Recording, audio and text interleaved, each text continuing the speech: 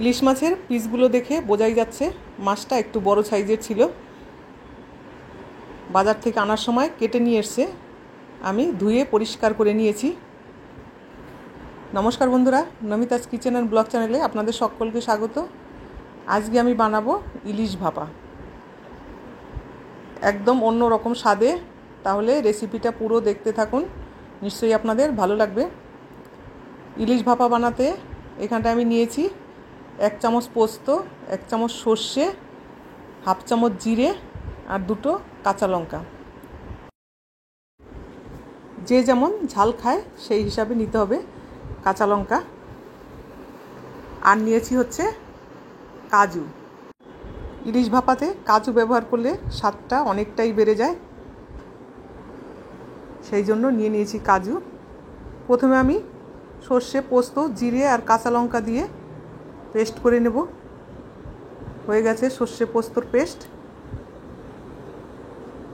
এবারে এর ওপরে দেব কাজুটা দিয়ে একদম সুন্দরভাবে মিহি পেস্ট বানিয়ে নেব।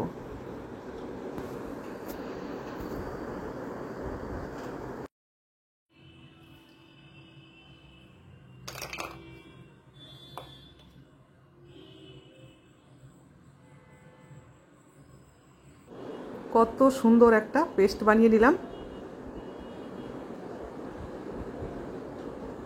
এতটা মাছ আমার লাগবে না, দুজনের জন্য রান্না করব, সেই হিসাবে আমি মাছ নিয়ে নেব। নিয়ে নিয়েছি মাছ, সেই সঙ্গে লেজাটাও নিয়ে নিয়েছি। প্রথমে দিয়ে দিচ্ছি সর্ষে, পোস্ত, কাজু পেস্ট। এর উপরে দিয়ে দিচ্ছি পরিমাণ মতো নুন আর দেব হলুদ।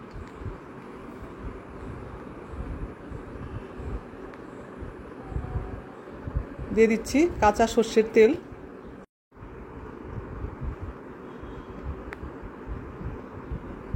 এবারে হাত দিয়ে সুন্দরভাবে মাখিয়ে নেব।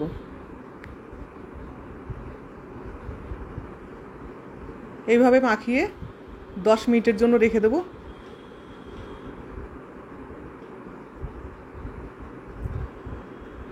ইলিশ ভাপা বানানোর জন্য আমার লাগবে একটা টিফিন বাটি। 10 মিনিট থাক। নিয়ে নিয়েছি এই যে গোল একটা টিফিন বাটি। এই বাটির মধ্যেই আজকে আমি বানাবো ইলিশ ভাপা। মাছগুলো একে একে দিয়ে সাজিয়ে নিচ্ছি।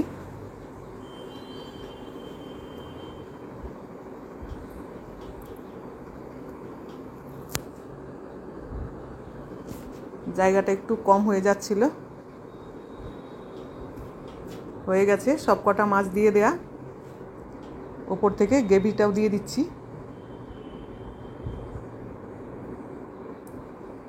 বাটিটা ধুয়ে একটু জল দিতে হবে, নয়তো অনেকটাই ঘন হয়ে যাবে।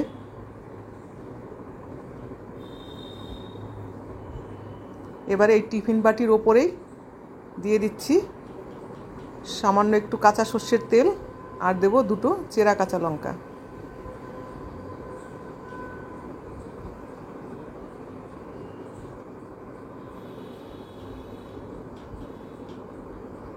আর 2টো গোটা কাঁচা লঙ্কা দিয়ে দিচ্ছি, কারো ঝাল কম লাগলে খেয়ে নেবে।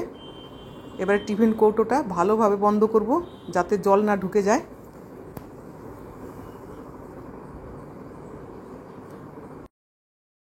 কড়াইতে চাপিয়ে দিয়েছি জল, জলটা হালকা গরম হয়ে গেছে। এবারে এর ওপরে বসাবো একটা স্ট্যান্ড। এই স্ট্যান্ডের ওপরে আমি টিফিন বাটিটা বসাবো।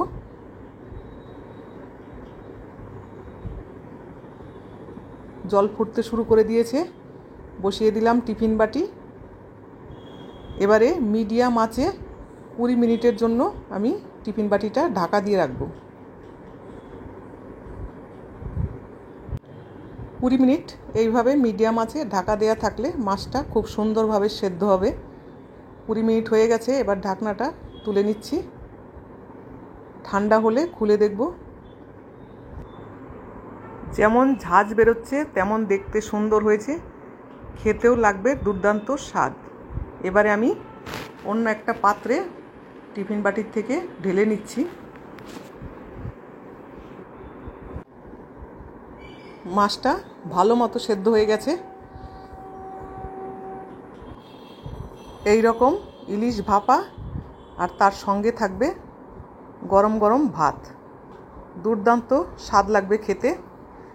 রেসিপিটা কেমন লাগলো অবশ্যই জানাবেন। ভালো লাগলে একটা লাইক করবেন, কমেন্ট করবেন আর আমার চ্যানেলের সঙ্গে থাকবেন। Thank you.